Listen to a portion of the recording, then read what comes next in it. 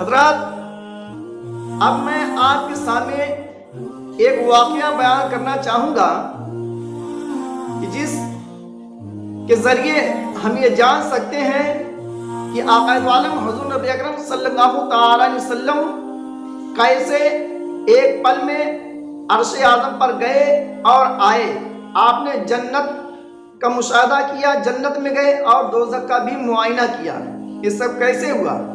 تو حضرات، گجرات کی سرزمین پر شہر احمد آباد کا آخری بادشاہ جس کا نام ہے سلطان مظفر شاہ، یہ احمد آباد کا آخری بادشاہ ہے۔ اس نے نبی پاک صلی اللہ تعالی علیہ وسلم کی واقعہ معراج کو شرعاً سمجھا، شرعاً سمجھ رہا تھا، اس کا ایمان اور عقیدہ تھا، مگر سلطان مظفر شاہ معراج کے واقعہ کو عقلاً سمجھنا چاہتا تھا، جس کے لیے اس نے سینکڑوں علماء کے پاس زانوی ادب طے کیا، کئیوں علماء کے پاس اس مقصد سے گیا تاکہ معراج کے واقعہ کو عقلاً سمجھ سکے۔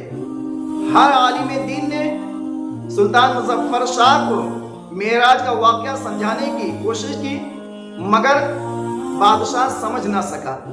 آخر میں ایک عالم دین نے کہا کہ آپ کو اگر واقعہ معراج عقلاً سمجھنا ہے تو آپ کو حضرت شاہ علی جی گامدھنی ہی سمجھا سکتے ہیں۔ یہ حضرت شاہ علی جی گامدھنی ایک بزرگ ہیں جن کی مزار مبارک احمد آباد شریف میں ہے۔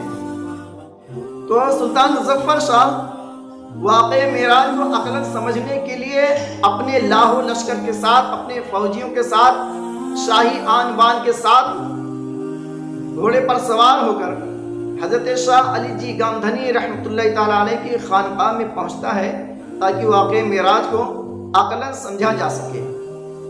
بادشاہ جب حضرت شاہ علی جی گامدھنی رحمۃ اللہ تعالیٰ علیہ کی خانقاہ میں پہنچا تو وہاں پر حضرت شاہ علی جی گامدھنی رحمۃ اللہ تعالیٰ علیہ اپنے دست مبارک سے قرآن پاک تحریر فرما رہے تھے۔ بادشاہ آپ کے سامنے حاضر ہوا اور آپ کو سلام کیا، اور جیسے سلام کیا فوراً ہی ایک گلدستہ زمین پر گرتا ہے جسے بادشاہ اٹھانے کے لیے جھکتا ہے۔ گلدستہ اٹھانے کے لیے جیسے ہی بادشاہ جھکا فوراً وہ لڑکھڑا کر زمین پر گر گیا، اسے بے ہوشی طاری ہو گئی۔ جب بے ہوشی طاری ہوئی تو اس کے تھوڑی دیر کے بعد جب بادشاہ کو ہوش آیا تو کیا دیکھتا ہے؟ نہ تو شہر احمد آباد ہے، نہ تو اس کی سلطنت ہے، نہ تو حضرت شاہ علی جی گامدھنی کی خانقاہ ہے، نہ تو بادشاہ کا لاہو لشکر ہے، نہ تو اس کے فوجی ہیں۔ ایک صحرا ہے جس میں چاروں طرف سے دریا بہ رہی ہے۔ بادشاہ سخت مشکل میں ہوا، بہت پریشان ہوا، گھبرایا۔ اسی گھبراہٹ اور پریشانی کے عالم میں اسے ایک بزرگ سے ملاقات ہوتی ہے۔ جو بزرگ اس صحرا میں اپنی بکریوں کو چرا رہے تھے۔ بادشاہ ان بزرگ کے پاس جاتا ہے اور ان سے اپنے سارے حال کو بیان کرتا ہے اور کہتا ہے کہ آپ میری مدد کیجئے، ایسے سخت مشکل گھڑی میں آپ میری مدد کیجئے۔ تو ان بزرگ نے کہا ٹھیک ہے، تم ہمارے یہاں رہو اور ہماری بکریوں کی دیکھ بھال کرو، انہیں چراؤ، انہیں کھلاؤ، ان کا دودھ دو۔ اور ان بزرگ نے ایک جھوپڑی رہنے کے لیے بادشاہ کو دے دی۔ کہاں وقت کا بادشاہ، محلوں میں رہنے والا، لاہو لشکر کے بیچ میں رہنے والا، شاہی آن بان سے رہنے والا، مگر آج وہ وقت آ گیا ہے کہ بادشاہ صحرا میں دریاؤں کے بیچ میں ہے۔ الغرض بادشاہ نے مجبوراً حامی بھر لی کہ ہاں میں آپ کی بکریوں کو چراؤں گا، آپ کی بکریوں کو دیکھ بھال کرتا رہوں گا۔ بادشاہ ایک عرصے تک بکریوں کی دیکھ بھال کرتا رہا اور بکریوں کو چراتا رہا۔ اسی درمیان اس بزرگ نے سلطان مظفر شاہ سے کہا کہ میری ایک لڑکی ہے، میں اس لڑکی سے تمہارا نکاح کرنا چاہتا ہوں۔ اب بادشاہ اور پریشان ہوا، لیکن اس نے سوچا کہ اب میں مصیبت میں تو آ ہی گیا ہوں، یہ زندگی گزارنی ہے، چلو نکاح ہی کر لیا جاتا ہے۔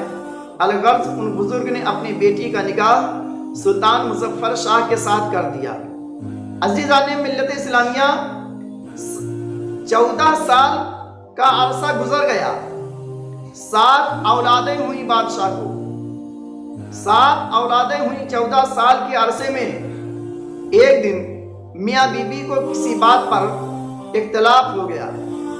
بی بی نے اپنے شوہر کو طعنہ مارا کہ تم تو میرے باپ کے نوکر ہو، میرے باپ کے چرواہے ہو، میرے باپ کے ٹکڑوں پہ پلتے ہو۔